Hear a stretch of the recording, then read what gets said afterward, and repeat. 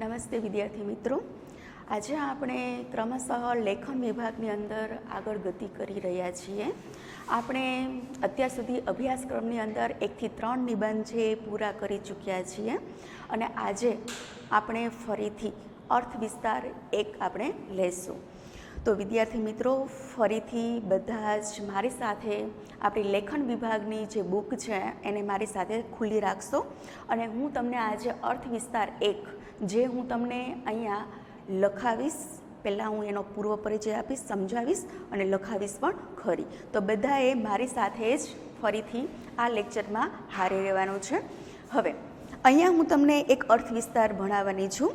હવે અર્થ વિસ્તારની જે પંક્તિ છે એ આ પ્રમાણે છે: અંધને અગ્ન એ બેમાં ઓછો શાપિત આંધળો, એકાંગે પાંગડો અંધ, અગ્ન સર્વાંગે પાંગડો. પંક્તિ મેં અહીંયા લખી આપેલી છે. અંધ ને અગ્ન એ બેમાંથી ઓછો શાપિત આંધળો, એકાંગે પાંગડો અંધ, અગ્ન સર્વાંગે પાંગડો. વિદ્યાર્થી મિત્રો, આ આપણો પહેલો અર્થ વિસ્તાર છે. સૌ પહેલાં અર્થ વિસ્તાર એટલે શું એના માટેની થોડીક આપણે ધ્યાનમાં રાખવાની જે બાબતો છે એ હું તમને પહેલાં સમજાવી દઉં છું. હવે અર્થ વિસ્તાર છે, લખાવેલું છે કે અર્થ વિસ્તાર એટલે જે કોઈ કાવ્યની પંક્તિ હોય કે કોઈ એક સૂત્રમાં જે વિચાર લખાયેલો હોય, કાવ્ય વિચાર, તો એનો અર્થનો વિસ્તાર કરવાનો હોય.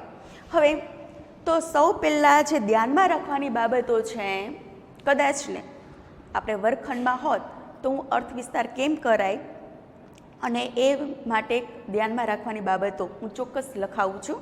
અત્યારે માત્ર અર્થ વિસ્તાર આપણે એમ સમજો ધોરણ 5થી લઈ અને 8મું ધોરણ અત્યારે આપણે શરૂ થયું છે, ત્યાં સુધીમાં તમારા અચૂક અર્થ વિસ્તાર નાના મોટા છે તમે ભણતા આવ્યા છો. પરંતુ આજે હું તમને અર્થ વિસ્તાર લઉં છું ત્યારે હું એ પહેલાં કેમ કરાય અર્થ વિસ્તાર એ બાબતમાં ધ્યાનમાં રાખવાની બાબતો છે અને કઈ રીતે કરાય એ બાબતની થોડીક પ્રાથમિક એવી સમજણ આપીશ.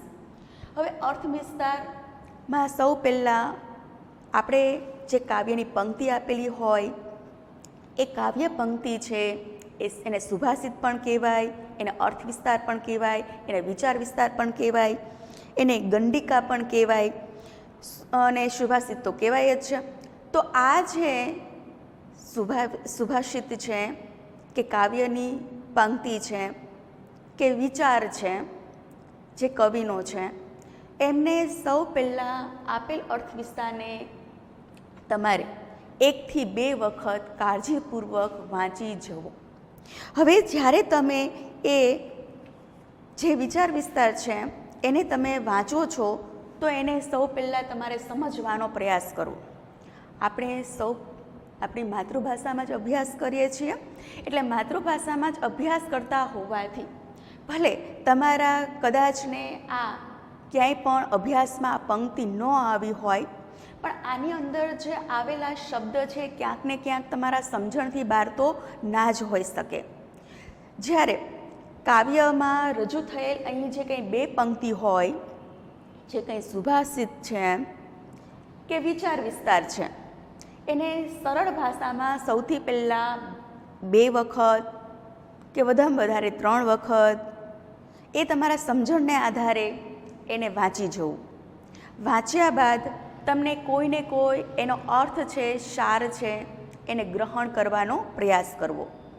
હું તમને જ્યાં સુધી કહું છું ત્યાં સુધી તમને સંપૂર્ણ પંક્તિનો અર્થ છે એ તમે તરત જ ન મેળવી શકો, પરંતુ જ્યારે તમે વાંચો છો ત્યારે અંધ અને અગ્નિની વાત કરું છું. અંધ એટલે આંધળો માણસ, અગ્ન એટલે અજ્ઞાની. તો આવી તમને ચોક્કસ સમજ પડી જશે.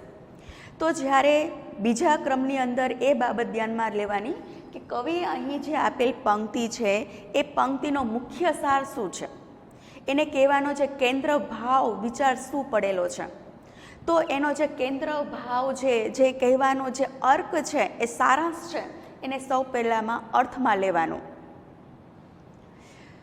અને ત્યારબાદ એ જે અર્થ લીધેલો છે એના પછી એનો વિસ્તાર કરવાનો અને પછી એનો સમાપન અથવા તો સારાંશ. તો અર્થ વિસ્તારને તમે 3 ભાગની અંદર વહેંચણી કરી શકો છો. સૌ પહેલાં તમારે એની સમજણ માટે 2 થી 3 વખત વાંચવાનું, એનો મુખ્ય ભાવ છે એને સમજવાનો પ્રયાસ કરવાનો, એનો જે સારાંશ છે એ જે અર્થ છે એને સૌ પહેલાં અર્થમાં લખવાનું, એ જે વિચાર વિસ્તારનો જે અર્ક છે, જે સમગ્ર ભાવ છે એ કવિનો તમે લીધો એ બાદ તમારે સમજૂતીની અંદર એ વિચારનો વિસ્તાર કરવાનો. એ સમજૂતીની અંદર તમે જે કવિના જે કંઈ વિચારો છે એના માટે કોઈને કોઈ દ્રષ્ટાંત પણ આપી શકો છો, કોઈને કોઈ સાહિત્યકાર છે એમનો જે વિચાર છે, એમની સરખામણી છે, એમનું કોઈ ઉદાહરણ છે, તમે અહીંયા સમજૂતીની અંદર એ કોઈને કોઈ બાબત છે અહીં રજૂ કરી શકો છો. ફરીથી અર્થ, પછી સમજૂતી અને પછી સારાંશ. સારાંશ એટલે તમે આ અર્થ વિસ્તાર ભણ્યા એમાંથી તમે શું પ્રાપ્ત કર્યું, એનો ટૂંકો જે સાર છે એ ફરીથી તમારે અહીં લખવાનો. તો આ થયો અર્થ વિસ્તાર. જે કંઈ એક કાવ્ય પંક્તિ છે અથવા તો સુભાષિત છે તો એમને તમે એ કવિનો જે મુખ્ય સાર છે અર્થના સ્વરૂપમાં લખ્યો, પછી એની સમજૂતી લખી અને પછી એનો સારાંશ. તો આ 3 ભાગની અંદર વિચાર વિસ્તાર આપણે કરી શકાય. તો વિદ્યાર્થી મિત્રો, અહીંયા હું તમને ધારો કે આ અર્થ વિસ્તાર સમજાવું છું. અંધ ને અગ્ન એ 2માં ઓછો શાપિત આંધળો, એકાંગે પાંગળો અંધ, અગ્ન સર્વાંગે પાંગળો. હવે તમારું જે શબ્દ ભંડોળ છે હું માનું છું ત્યાં સુધી સીમિત છે, એક મર્યાદિત છે. તમે સીધો અર્થ છે કોઈ પણ શબ્દનો તમને સંપૂર્ણ ખબર ના હોઈ શકે, કોઈ પણ પંક્તિનો, ત્યારે તમારે શું કરવાનું કે આ પંક્તિ જ્યારે સમગ્ર વાંચો છો, એ પંક્તિ વાંચો છો ત્યારે એ કોઈને કોઈ અર્થ છે એમાંથી તમને મળી જતો હોય. જ્યારે અર્થ છે એ સ્પષ્ટ ન થાય ત્યારે એ પંક્તિને આધારે એ અર્થ છે તમારે તમારી સમજણ મુજબ એને લેવાનો. જેમ કે હું તમને એ સમજાવું. અંધ ને અગ્ન એટલે કે એક આંધળો અને એક અજ્ઞાની, એ 2માં ઓછો શાપિત આંધળો. હવે અહીં કવિએ 2 વ્યક્તિની વાત કરેલી છે. એક છે આંધળો, બીજો છે અગ્ન એટલે અજ્ઞાની. એ 2માંથી ઓછો શાપિત આંધળો. બંને આમ તો શાપરૂપ છે કે કુદરતના જ એક શાપિત, એક દોષના પોતે કારણભૂત બનેલા છે. હવે આ બંને છે તો શાપિત, પણ આ બંને શાપિત વ્યક્તિની અંદર અગ્ન કરતાં અંધ છે એ ઓછો શાપિત છે. કેમ? બંનેની સરખામણી કરી છે કવિએ. એકાંગે પાંગળો અંધ, અગ્ન સર્વાંગે પાંગળો. કહેવાનો મતલબ શું છે અહીં? કદાચ ને અંધ વ્યક્તિ છે એકાંગે, એકાંગે એના આપણે એની સંધિ છૂટી પાડીએ તો એક અંગે. કદાચ ને આંધળો માણસ છે એ એક અંગે પાંગળો, પાંગળો એટલે શું? લંગડો હોઈ શકે અથવા તો ખોટવાળો હોઈ શકે. જે અંધ વ્યક્તિ છે એને ભગવાને અહીં એક ખોટ આપી છે કે પોતે આંખ નથી ઈશ્વરે એને આપેલી. તો આવી રીતના અંધ વ્યક્તિ છે કદાચ ને એક આંખે પાંગળો હોઈ શકે, ખોટ પોતાના જીવનમાં એને ઈશ્વરથી મળેલી છે. પરંતુ અગ્ન સર્વાંગે પાંગળો. પરંતુ કવિનું તો કહેવું છે કે જે અજ્ઞાની માણસ છે એ તો ઈશ્વરે બધું જ આપેલું છે. 2 હાથ, 2 પગ, શરીર આખું, આંખો, સાંભળવાનું, બોલવાનુંથી લઈને બધું જ આપેલું છે.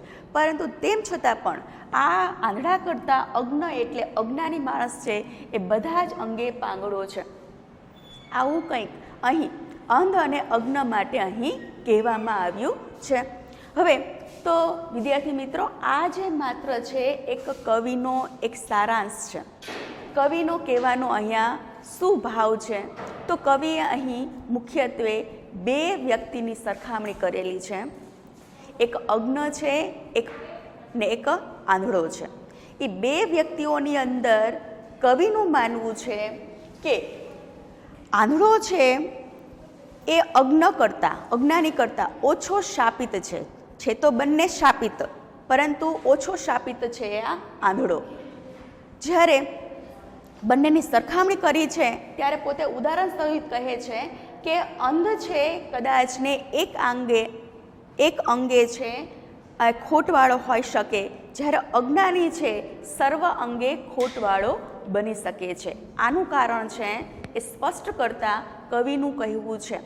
ધારો કે હું તમને એમ કહું કે આ પંક્તિની અંદર જે બે વ્યક્તિની અહીં સમજ દર્શાવી છે એમાં ઈશ્વરે આ બંનેના જીવનમાં કોઈને કોઈ ખોટ આપેલી છે.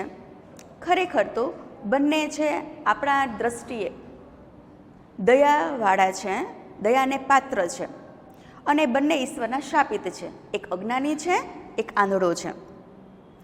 પરંતુ કવિનું માનવું છે કે આંધળો છે એ અજ્ઞાની કરતાં ઓછો શાપિત છે, કદાચ ને ઓછો દુઃખી હોઈ શકે.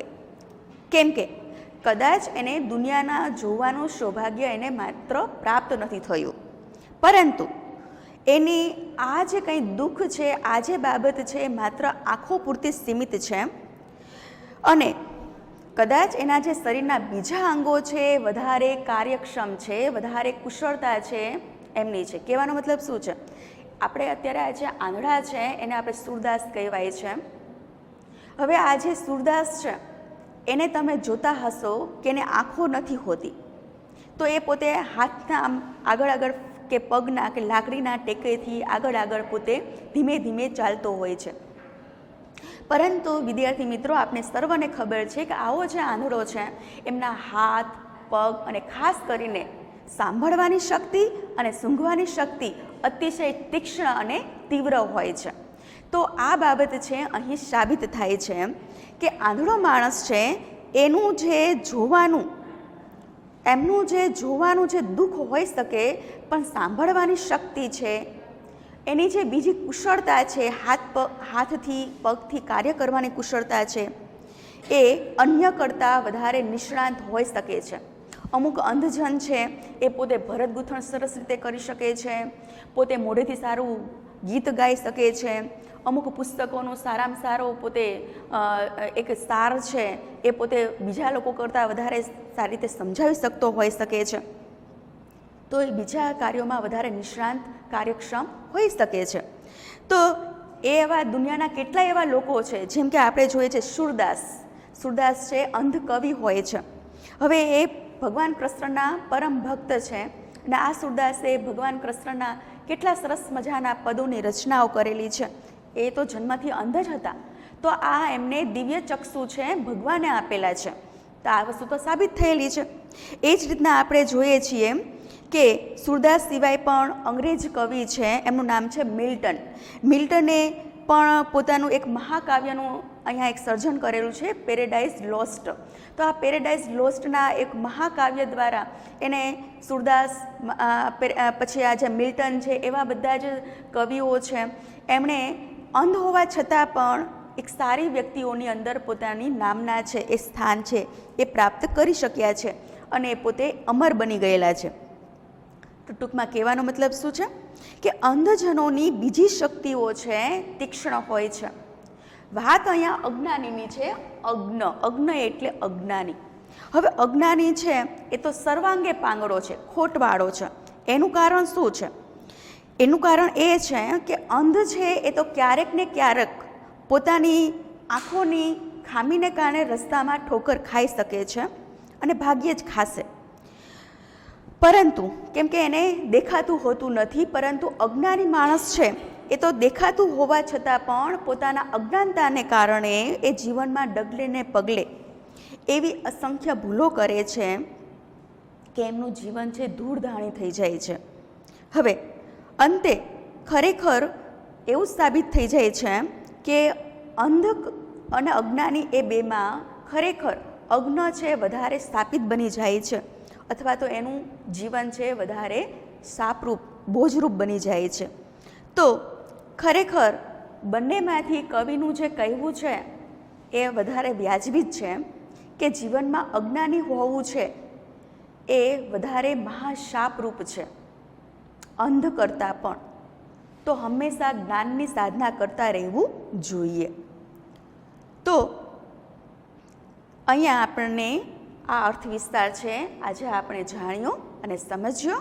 હવે હું તમને બુકમાં લખાવીશ. તો વિદ્યાર્થી મિત્રો, 3 ભાગની અંદર આપણે અહીંયા અર્થ વિસ્તાર છે એનું લેખન કાર્ય કરશું. સૌથી પહેલાં લખો અહીં અર્થ.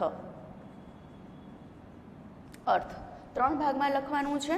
સૌથી પહેલાં અર્થ લખવાનો છે કે કવિનો કહેવાનો અહીંયા સારાંશ શું છે। લખો, પ્રસ્તુત પંક્તિમાં કવિએ આંધળા અને અજ્ઞાની માણસ વચ્ચે સરખામણી કરી છે।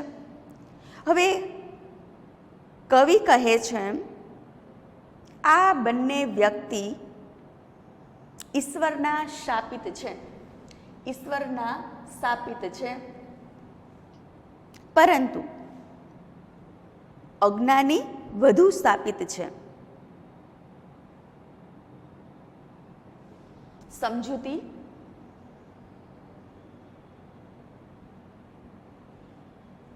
હવે જે કંઈ અમે અર્થ લખાવ્યો એ અર્થનો વિસ્તાર કરવાનો છે, એને કહેવાય સમજૂતી। એમાં કવિના વિચારનો આપણે વિસ્તાર કરશું, કોઈ પણ ઉદાહરણ આપશું, કોઈ પણ કવિ સાહિત્યકારની કંઈ પણ એનો કંઈ વિચાર છે એ પણ એ રજૂ કરી શકાય છે, તો એ સમજૂતી આપશું અથવા તેનો વિસ્તાર કરીશું। વિસ્તાર લખો, ઉપરની પંક્તિમાં કવિએ બે વ્યક્તિઓ દર્શાવી છે, જેમાં ઈશ્વરે બંનેના જીવનમાં કોઈને કોઈ ખોટ આપી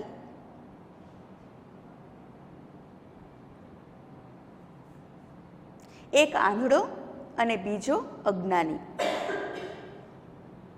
તેમાં આંધળો માણસ કદાચ દુઃખી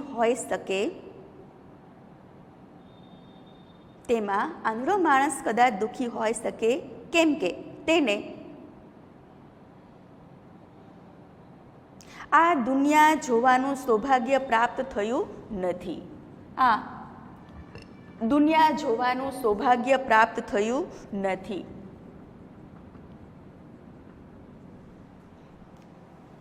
પરંતુ તેનું આ દુઃખ આંખો પૂરતું સીમિત છે, જ્યારે તેના શરીરના બીજા અંગો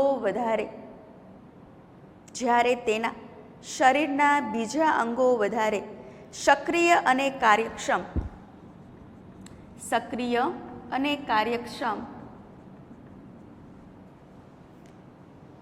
હોઈ શકે, તે પોતાના અન્ય કામોમાં એવો નિષ્ણાંત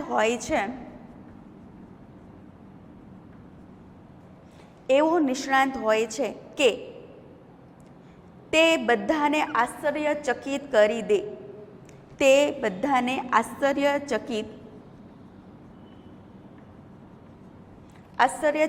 કરી દે। ઉદ્ગાર ચિહ્ન, જેમ કે ભક્ત કવિ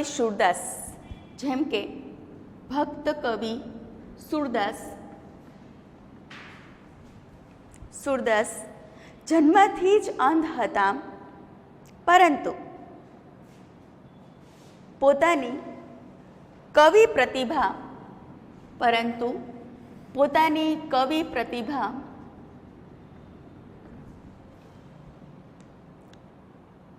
થી સારા કવિઓમાં સ્થાન પામ્યા। પૂર્ણ વિરામ। તે જ રીતે અંગ્રેજ કવિ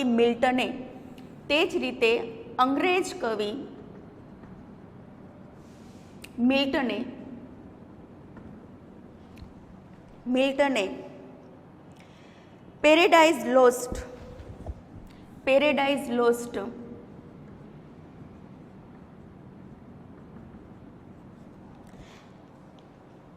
નામનું મહાકાવ્ય સર્જન કરી આ અંધ કવિએ અમરત્વ પ્રાપ્ત કર્યું છે। પૂર્ણ વિરામ।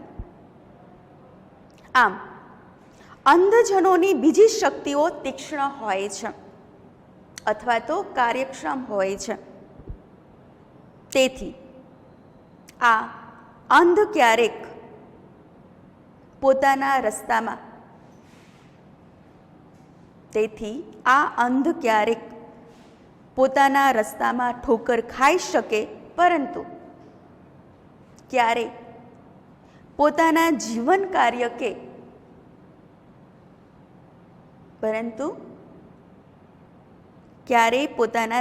કાર્ય કે વિચારમાં ભાગ્યે જ ઠોકર ખાશે, વિચારમાં ભાગ્યે જ ઠોકર ખાશે. જ્યારે પેલો અજ્ઞાની આંખે દેખાતું હોવા છતાં તેમજ બધા અંગોએ સાજો હોવા છતાં પોતાના જ્ઞાનના અભાવે તે જીવનના ડગલે ને પગલે એવી અસંખ્ય ભૂલો કરી બેસે છે, કે તેનું જીવન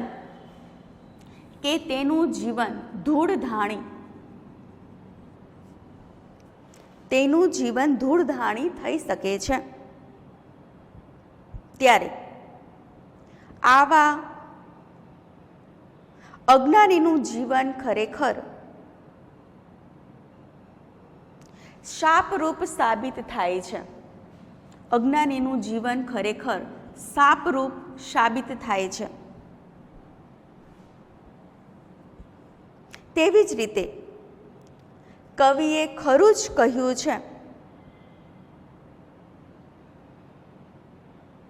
આંધળો, સિંગલ અવતરણ ચિહ્નમાં લખજો, આંધળો એક અંગે પાંગળો, પરંતુ અજ્ઞાની સર્વાંગે પાંગળો કહી શકાય. સર્વાંગે એટલે શું? બધા જ અંગોએ પાંગળો કહી શકાય. પૂર્ણ વિરામ. હવે ત્રીજામાં લખશું, ત્રીજા ભાગની અંદર સારાંશ. સારાંશ એટલે શું? આપણે અહીંયા અર્થ, સમજૂતી, વિચારનો વિસ્તાર કર્યો. હવે આ બધામાંથી આપણે સાર શું મળ્યો? સારાંશમાં લખું,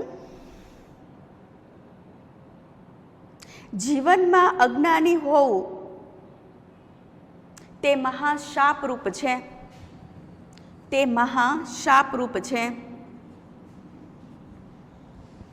માટે હંમેશા જ્ઞાનની સાધના કરતા